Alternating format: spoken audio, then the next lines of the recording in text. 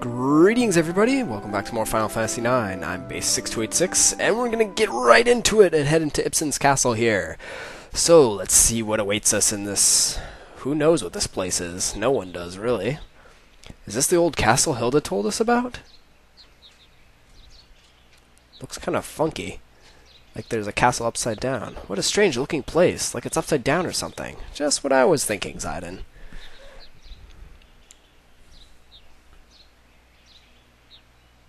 Alright, I'll take 3 of you with me. The rest of you secure this spot. Hey, Zidane. What's up, Amarant? I work alone. Always have, always will. I don't know why you bother carrying dead weight all the time. What's your point? I'm saying working alone beats working in a team any day, and I'm gonna prove it. Hilda said there's some key here to break the seal, am I right? Yeah. Let's see who finds it first. I'll be going by myself, of course. Amarant, you selfish, ignorant fool! Calm down, Rusty. But... Well, I guess we could just let him go. Okay. I don't know what you're thinking, but if that's what you want, it's okay by me. Well, aren't you an agreeable fellow? Well, see you later. Are you sure about this, Zidane? What can I do? I can't change the way he thinks. Let's get going, everyone. We'll beat Amarant at his own game. Sounds like a plan. Yeah, why don't we stick with this party? Let's take Dagger in here for a bit. We haven't really been using her. I'm not sure how much use she'll be, but, yeah, why don't we change it up a little bit, at least? Have some variety. Anyway, here we are in Ipsen's castle, named by Hilda. So, let's get started and collect some treasure. So right off the bat, we get a dagger, which is the weakest weapon Zidane can equip. How odd.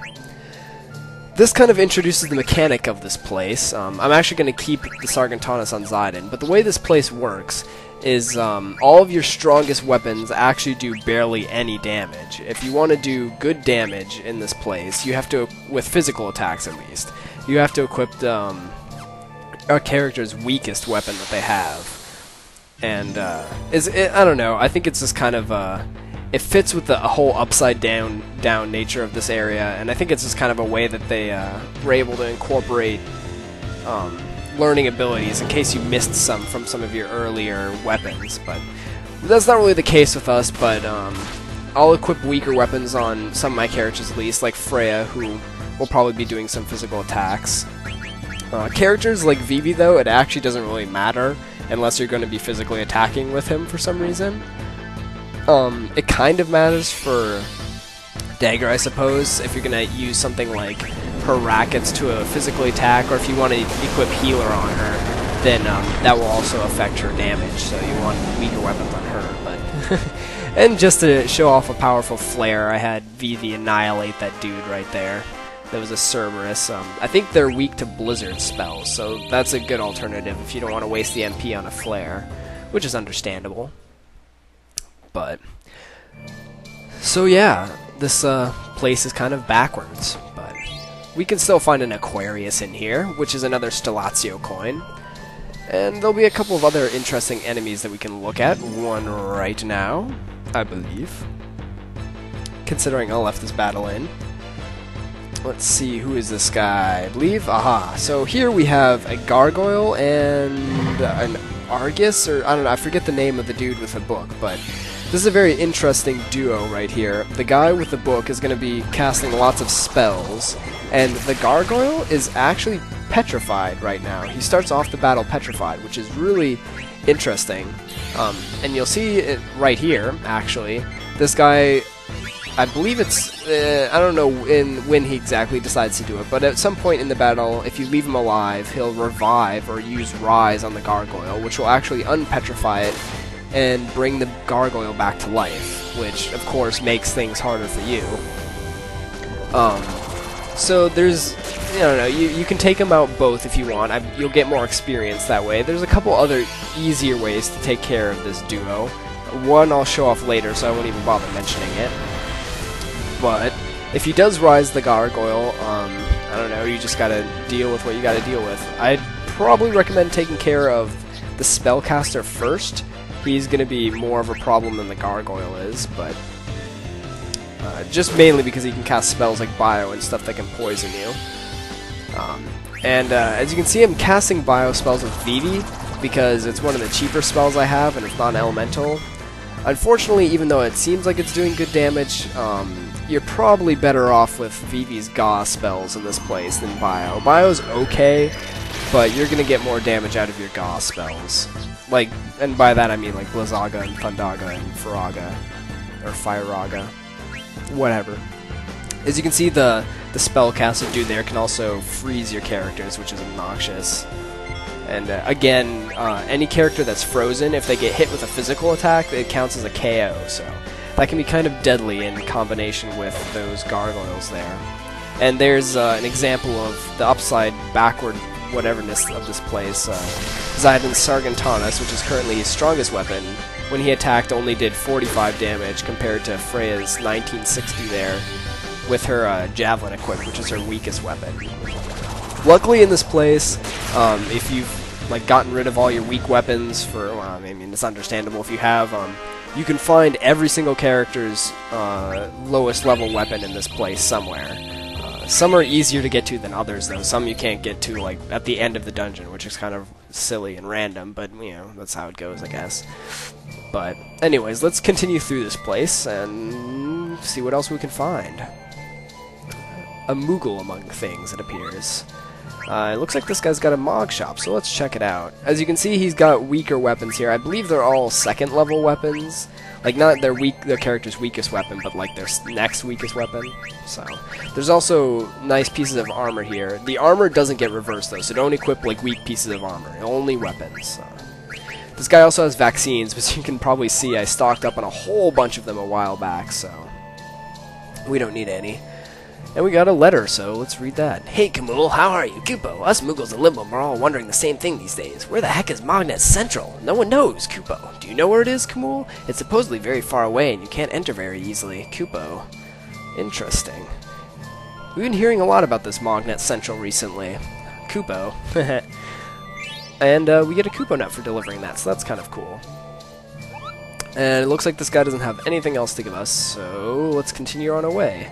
And it looks like there's a treasure back there that we're going to have to wait to get because we have another random battle. Let's see what this guy is. We've got another new enemy in here. Ooh, I believe this is called a Veteran, if I'm not mistaken. These guys have shown up in a lot of Final Fantasies. I guess as many enemies have, but this guy is, I don't know, for some reason more memorable than some of the others, but the big thing you want to watch out with this guy is he has an ability, I believe, called Roulette, which when he casts it will randomly pick any character on the screen, including himself sometimes, but it's just completely random, and whoever it picks will get killed instantly. So that's really kind of just, I'd take care of him as fast as you can. But yeah, as you can see, Bio's not doing terrible, but I could definitely do some better damage if I cast something like Firaga or Blizzaga against this thing.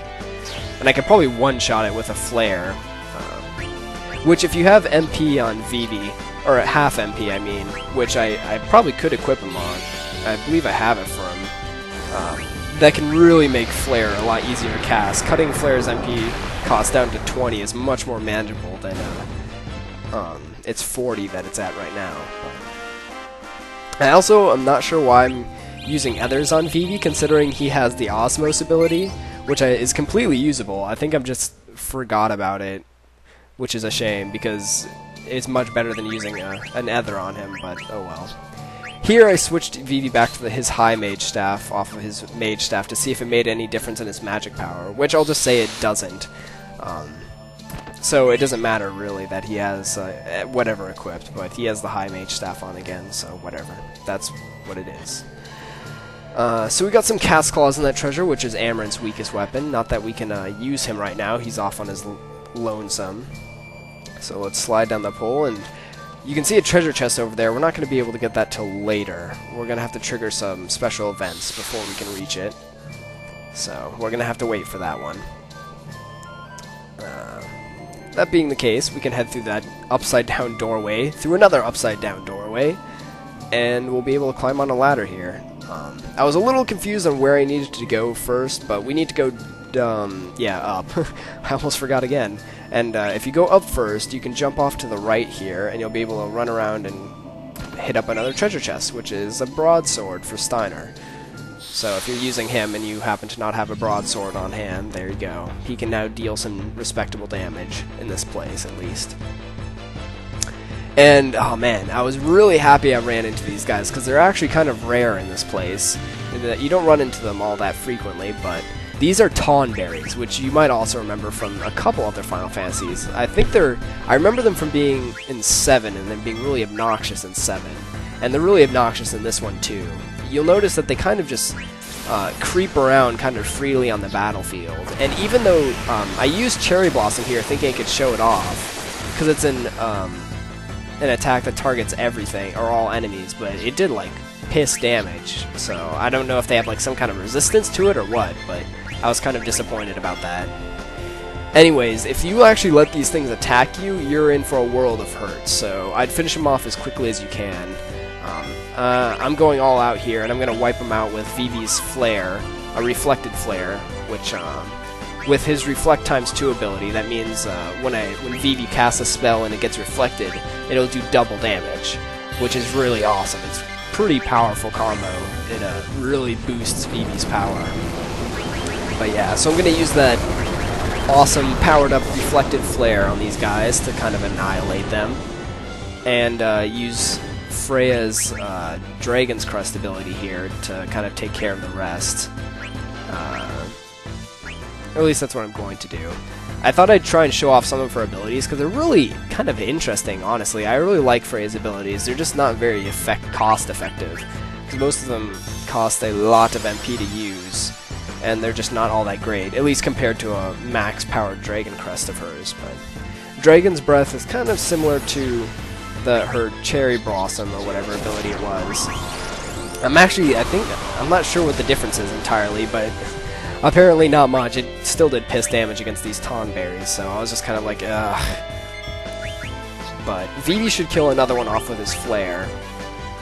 And then we'll have Freya, this time, go for a Dragon's Crest and just finish the last one off. Whoever Vivi doesn't finish off, she'll be able to hit, so we'll be good. But yeah, these guys, they're really bizarre. They just kind of slowly creep up on you. And if they do manage to attack you, it does, like, an absurd amount of damage for just a physical attack. It's like a stab or something they use. And I believe if you do a lot of damage to them, but aren't able to kill them off, they'll use an attack called Grudge, which will also kind of screw you up. But there, you got a little piece of it there, the knife attack, which did max damage to Freya. So the only way you're going to be able to survive a knife attack is with auto life, which I happen to have on her. And for whatever reason, that guy just kind of decided that he was going to disappear after he did that, so well, I guess that works for me, whatever. And as you can see, we get a pretty nice chunk of experience, and the highest amount of AP you're going to see from any regular random encounter, I believe. The Yans on the Vile Island or whatever, those crazy things might give you more, but I think those Tonberries give the most off for AP, so this is a nice place to grind for AP if you want to do that.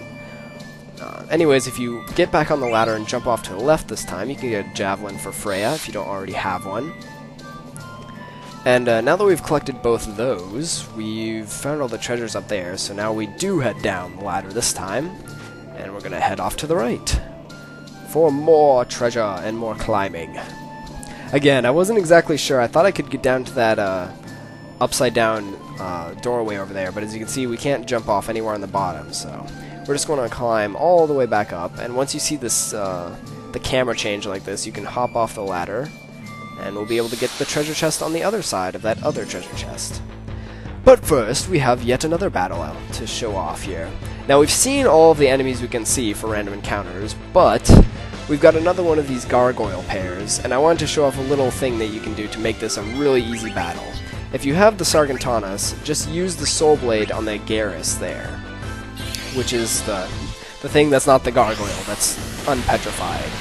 If you manage to use a Soul Blade on this guy and petrify him, the gargoyle kind of keels over dead, which is really interesting. I'm not sure why that happened. I guess his life was tied to that guy's, but you'll notice that we actually still get both AP and experience from that battle, whereas normally if you won by petrification, you wouldn't get experience, at least. So that's kind of interesting. If you can kill off, or if you can petrify that one guy, you can actually still win the battle and get some experience to boot, so that's kind of cool. And it's a really easy way to win the battle, too, so...